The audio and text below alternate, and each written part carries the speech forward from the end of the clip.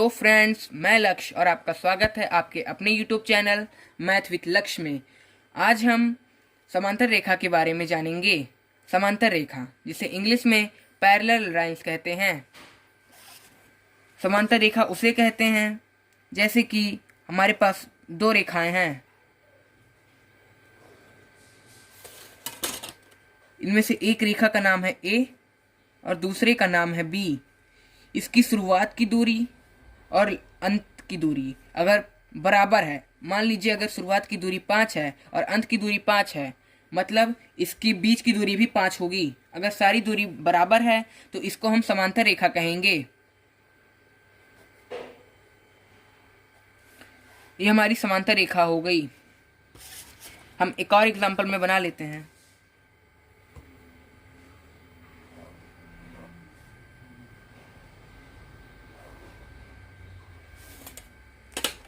हमारी इस समांतर रेखा को अगर कोई दूसरी रेखा अगर आके काट जाती है तो हम इसे तिर्यक रेखा कहेंगे। ये हमारी ए थी, ये हमारी बी थी। तिर्यक रेखा को हम टी से प्रदर्शित करते हैं। जब कोई तिर्यक रेखा आके हमारी समांतर रेखा को काटती है तो इसमें 8 कोणों का निर्माण होता है। एक यहाँ पर, एक यहाँ राउंड स्लिप में, यहाँ भी ऐसे राउंड स्लिप में, यहाँ भी ऐसे कोणों का निर्माण होता है। हम सबको नाम दे देते हैं। नहीं, इसको हमने सारे कोणों को नाम दे दिया। यहाँ पर 4 लिखा हुआ है। और हम जान लेते हैं कि कोण कितने प्रकार के होते हैं। समानता कोण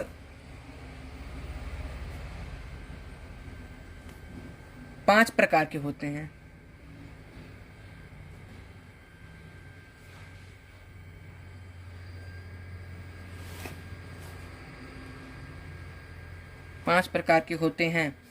हम पहले कोण के बारे में जानते हैं, जिसे कहते हैं संगत कोण। संगत कोण उसे कहते हैं किसी भी तिर्यक रेखा के एक ही साइड में, जैसे हमारी ये तिर्यक रेखा है, जब ये तिर्यक रेखा आके हमारी समांतर रेखा को काटी तो इसमें 2 साइड बने, एक इसके इधर वाले और एक इसके इधर वाले। हम एक साइड की बात करते हैं, तो अगर हम इस लाइन के इस साइड पे आ जाएं तो यहाँ पर ऊपर स्थित 1 है और इसी हमारी वाली लाइन में ऊपर स्थित 1 है और हमारी वाली लाइन में ऊपर स्थित 5 है। मतलब ये जो हमारा 1 है ये इस लाइन के ऊपर है और हमारे वाला 5 है ये इस लाइन के ऊपर है, तो दोनों संगत कहलाएंगे क्योंकि दोनों ही ऊपर ऊपर हैं।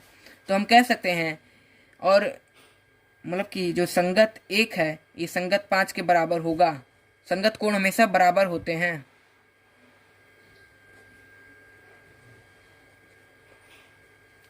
हम कह सकते हैं कि 1 का संगत 5 है। तो यहाँ पर एक और है 4 जो इस लाइन के नीचे स्थित है, यहाँ भी इस लाइन के नीचे 8 स्थित है। तो हम कह सकते हैं कि जो 4 है वो 8 का संगत है, ये भी बराबर ही होगा। अब हम इस लाइन के इस साइड में आ जाते हैं, तो यहाँ भी इस लाइन के इस ऊपर 2 स्थित है और यहाँ पर 6 स्थित है। तो हम कह सकते हैं कि कोण 6 के बराबर होगा और ये उसका संगत है। नीचे चलते हैं तो यहाँ 3 है और यहाँ पर 7 है। तो हम कह सकते हैं कि जो हमारा 3 है वो 7 का संगत है। हमारा जो ये संगत कोण है ये खत्म हो चुका है।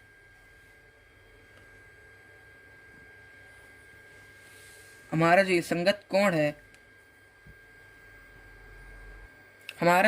कोण का टॉपिक है ये खत्म हो गया है। अब हमारा दूसरा कोण आता है अंतःकोण।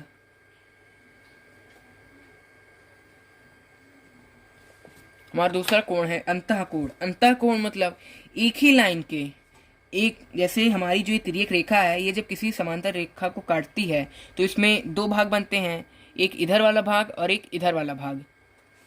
अब एक भाग में स्थित लाइन के अंदर कोणों को हम अंतःकोण कहते हैं। जैसे इस लाइन के अंदर 4 है और इस लाइन के अंदर 5 है, मतलब 4 5 और साथ में है, तो इसे हम अंतःकोण कह सकते हैं। मतलब हम कह सकते हैं कि कोण 4 जो है ये कोण 5 का अंतःकोण है।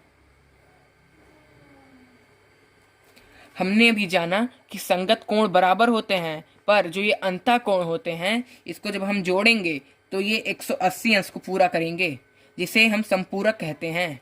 अंतःकोण संपूरक भी होते हैं। अब हम इस लाइन के इस साइड में चलते हैं, तो इसके अंदर 3 है और इसके अंदर 6 है, तो हम कह सकते हैं कि कोण 3 प्लस कोण 6 बराबर 180 अंश होगा। ये भी संपूरक होगा क्योंकि ये भी अंतःकोण है। अब हमारा जो अगला टॉपिक था वो होगा एकांतर कोण के बारे में।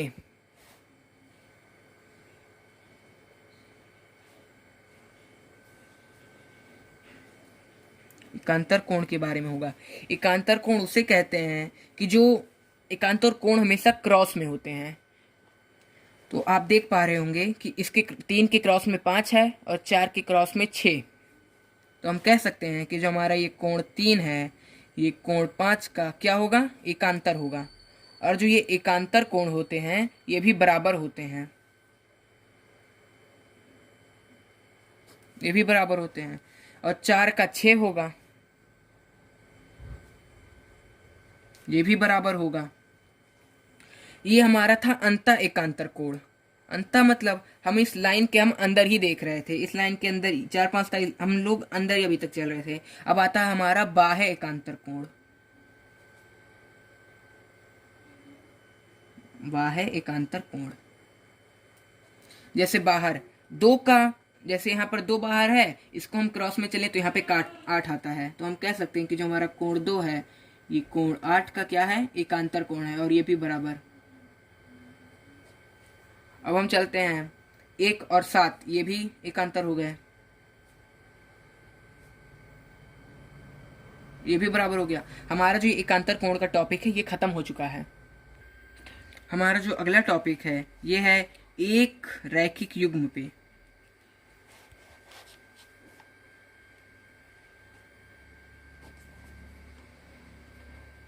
एक रैखिक युग्म, एक रैखिक युग्म किसे कहते हैं, जैसे कि एक रैखिक युग्म उसे कहते हैं जैसे कि हमारे पास एक रेखा है, एक रेखा है। हम जानते हैं कि एक रेखा पर बना हुआ जो पूरा कोण होता है ये 180 अंश का होता है। अगर कोई रेखा के काट जाती है, अगर यहाँ पे 55 अंश का हम कहते हैं यहाँ पे कोण बन रहा है, तो हम कह सकते हैं कि यहाँ पर, आप बताइए यहाँ पे कितने अंश का कोण बनेगा। हम जानते हैं कि जो ये पूरी लाइन है इस पे 180 का कोण बनता है। अगर यहाँ 55 बना है तो हम यहाँ का निकालने के लिए हम 180 में से हम 55 घटा देंगे।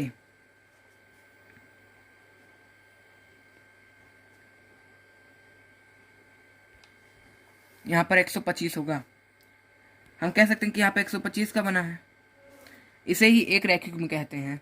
जैसे कि अगर हमें यहाँ पे 5, जो हमारे ये यहाँ पर कोई कोण है, हम कह सकते हैं यहाँ पे 70 का अगर बना है, तो हम कह सकते हैं कि यहाँ पर कितने का बनेगा। आप 180 में से आप 70 घटा लेंगे, आपको मिल जाएगा 110।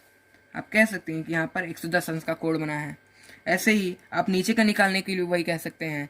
अगर 8 का अगर आपको पता है कि ये 10 है, तो आप कह सकते हैं कि ये 170 होगा। अगर 1 का भी कोई कोण है तो आप 180 में से घटा देंगे, आपको 2 का मालूम हो जाएगा।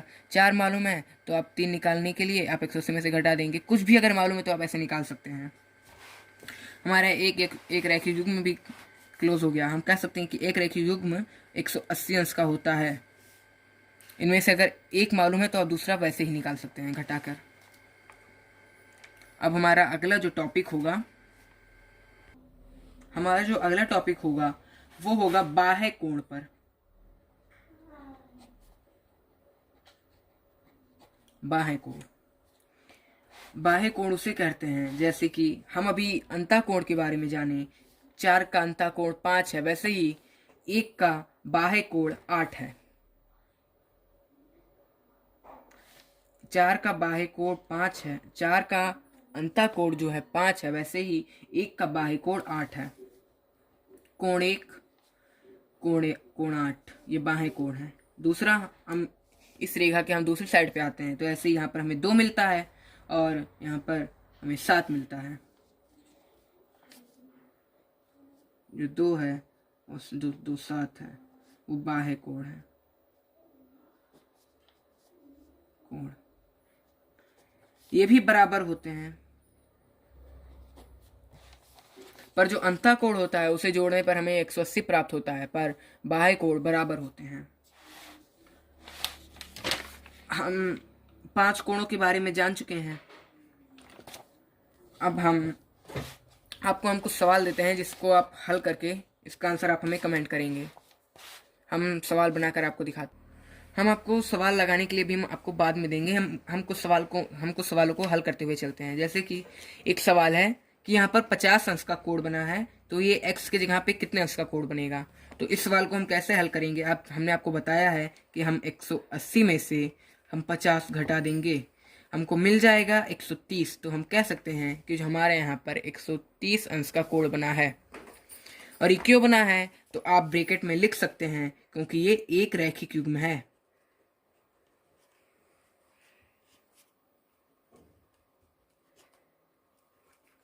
क्योंकि हम कह सकते हैं क्योंकि ये एक रैखिक युग्म है।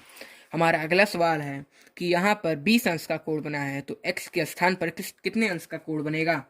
तो अब हम इसे ऑब्जर्व करते हैं तो हमें पता चलता है कि ये ऊपर वाला जो ये 20 है और ये x है, ये दोनों संगत कोण है। तो हमने संगत कोण के बारे में पढ़ा है, हम जानते हैं कि संगत कोण बराबर होते हैं। तो हम ये कह सकते हैं कि x के स्थान पर 20 अंश का कोण बनेगा। हमारा अगला सवाल है, यहाँ पर 70 अंश का कोण बना है, तो x के स्थान पर कितने अंश का कोण बनेगा। हम इसे भी ऑब्जर्व करते हैं तो हमें यहाँ पता चलता है कि यह एकांतर कोण है, बाह्य एकांतर कोण। हम आपको यहाँ पर दिखा देते हैं बाह्य एकांतर कोण के बारे में। बाह्य एकांतर कोण जैसे ये 2 का 8 है, 1 का 7 है, और हम जानते हैं कि बाह्य एकांतर कोण बराबर होते हैं। जैसे कि यहाँ पर 1 है, यहाँ पर 7, यहाँ पर 2 है, यहाँ पर 8। वैसे ही हमें पता है कि यहाँ पर 70 है, तो हम कह सकते हैं कि x के स्थान पर भी 70 होगा। क्योंकि ये क्यों है, तो क्योंकि ये बाह्य एकांतर है।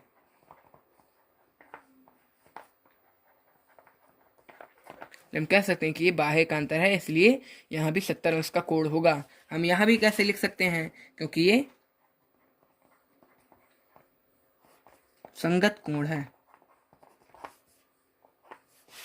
हमारा अगला सवाल है, यहाँ पर 20 अंश का कोण बना है, तो x के स्थान पर कितने अंश का कोण बनेगा। हम इसे भी बहुत आसानी से हल करते हैं। हम जानते हैं कि यह दोनों लाइन के अंदर हैं, तो हम कह सकते हैं कि यह अंतः कोण होगा। यह क्या है, यह हम जानते हैं कि यह हमारा अंतः कोण है। और हम अंतः कोण के बारे में क्या जानते हैं, हम अंतः कोण के बारे में यह जानते हैं कि अंतः कोणों का योग 180 अंश होता है। 180 अंश बराबर, हम जानते हैं कि अंतः कोणों का योग जो होता है 180 अंश होता है। तो हम कह सकते हैं कि ये जो 20 है और जो ये x है, अगर हम इन दोनों को जोड़ दें तो ये 180 अंश के बराबर होंगे। अब इस सवाल को हम हल करते हुए चलते हैं। हम इसे पक्षांतर करते हैं तो ये x प्लस 20 इधर आ जाएगा और ये 180 इधर चला जाएगा। हम x को रोक लेते हैं तो ये जो 180 और ये जो हमारे प्लस 20 है, ये उधर बराबर के उधर जाके ये -20 हो जाएगा। तो हम जानते हैं कि x बराबर हमें 160 अंश मिल गया। तो हम कह सकते हैं कि यहाँ पर 160 अंश का कोण बनेगा। हम कुछ सवालों को हमने हल करा है।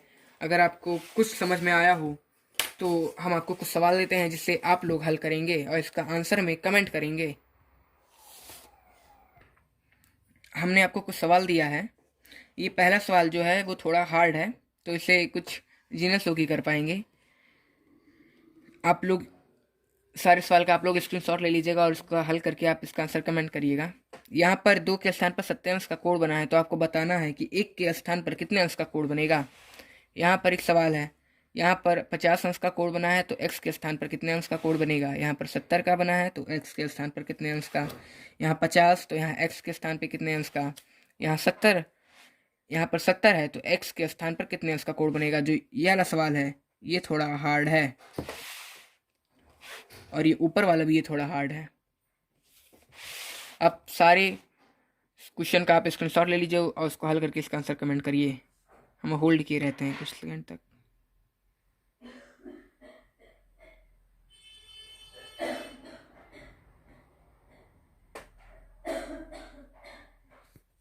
आप लोग इसका, हमें विश्वास है कि आप लोगों ने इसका स्क्रीनशॉट ले लिया होगा। इसका आंसर आप हमें कमेंट करिए। Thanks for watching. आगे की वीडियो आपको हमारे यूट्यूब चैनल पर मिलेगी। तब तक के लिए जय हिंद, जय भारत।